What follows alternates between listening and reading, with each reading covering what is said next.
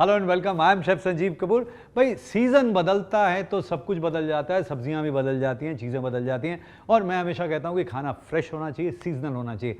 इस सीज़न की जो चीज़ें हैं ना, वही फ्रेश होती हैं, वही टेस्टी होती हैं। तो सीजनल खाना बनाइए, खाइए।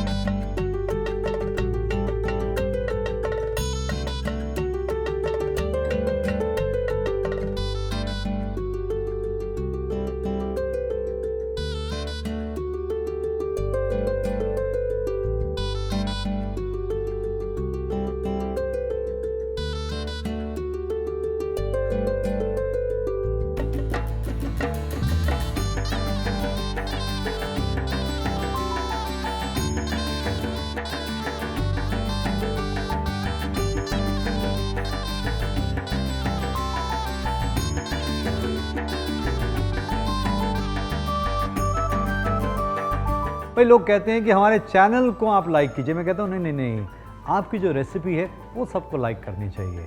हम चाहते हैं कि आपका खाना बढ़िया बने। आप जब हमारी रेसिपी बनाएं तो दूसरों के साथ में शेयर करें। जी हाँ, असली नॉलेज शेयर करनी चाहिए, पास कीजिए उसको।